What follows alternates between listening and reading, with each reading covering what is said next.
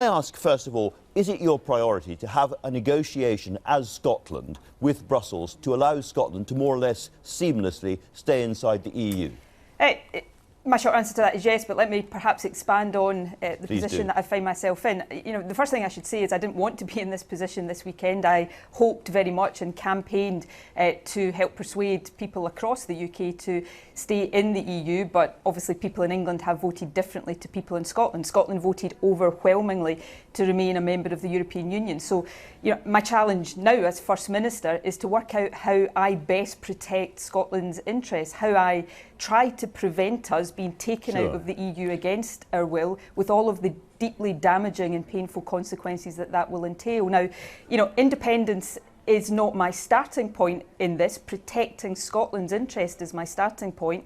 But if it is the case that looking again at the question of independence becomes the only way in which we can protect Scotland's interests, then that is a debate and a conversation and a decision that the people of Scotland have a right to take over the next period. But in all of this, it's about protecting Scotland's interests. And the last point I would make is this. If we do find ourselves in the position of looking again at the independence question, this is not going to be a rerun of the 2014 referendum. The context and the circumstances have changed dramatically. The UK that Scotland voted to remain within in 2014 doesn't exist anymore.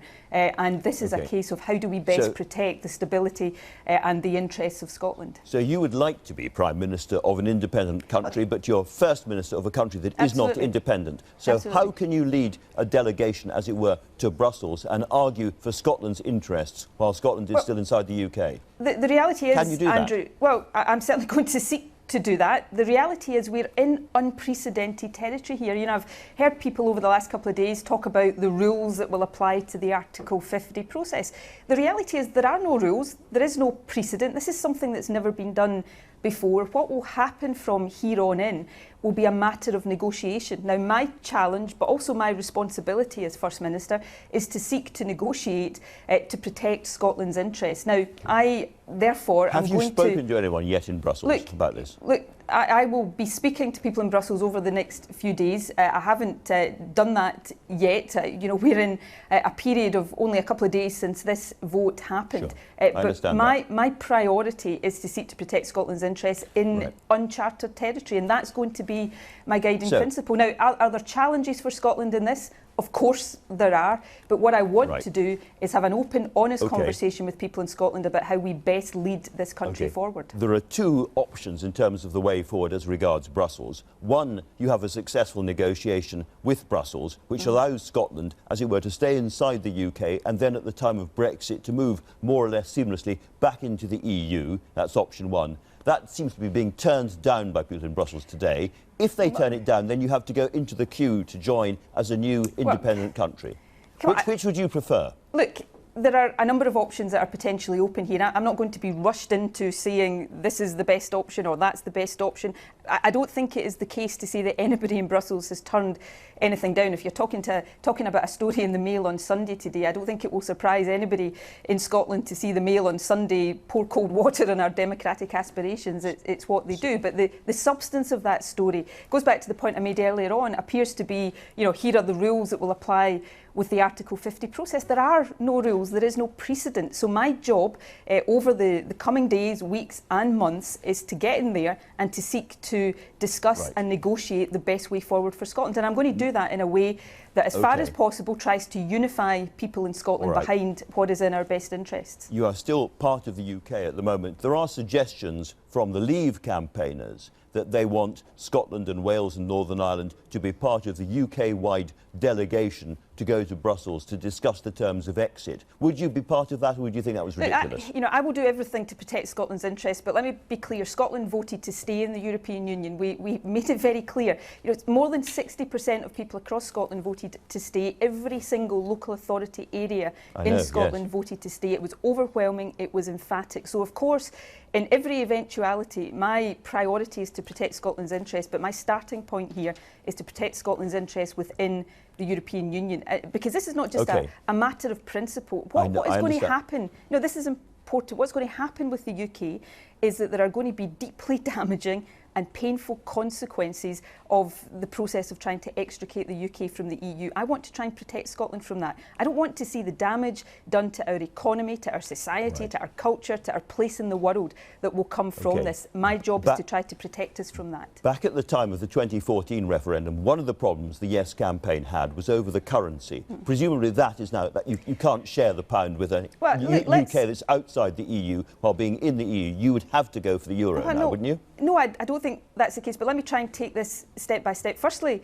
and this comes back to the point I made, we're in very different circumstances to those that pertained in 2014. And one of the important differences is, in a sense, and I know this might initially sound a bit odd, but this would not be a decision about Scotland leaving anywhere. This would actually be a decision about Scotland staying, and therefore the moral argument about us retaining the current terms that we have would be even stronger than in 2014. But the second point is this. Coming back to the currency, if you wouldn't mind. Well, okay.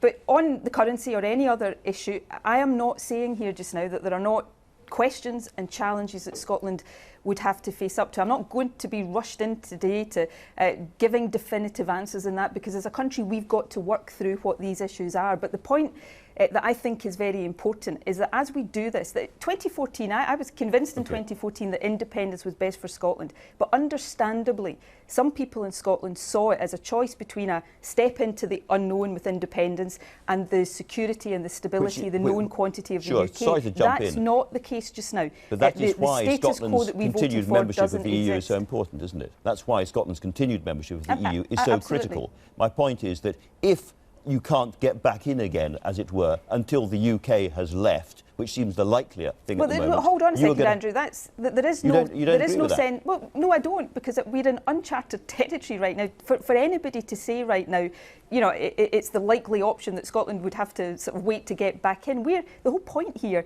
is that our argument is that we don't want to leave. It's not that we want to leave and get back in. We want to stay. So you need that voice to be heard while you are still part of the UK. How do you go about doing that? Have you assembled a delegation to go there? Have you got any timetable? Who do you intend to speak to? Well, I intend to. I've set this out. The Scottish Cabinet met yesterday, and again, in what I'm saying here, I'm not suggesting for a second that the path ahead is without complexity or it's easy. The Scottish Cabinet has decided and made very clear that in the days, weeks and months to come, we are going to seek discussions with the European Union institutions, with other member states, to explore all options for giving effect to the democratic will of the Scottish people. That's how I'm going to proceed. And my guiding principle is the best interests of Scotland and protecting what Scotland voted for.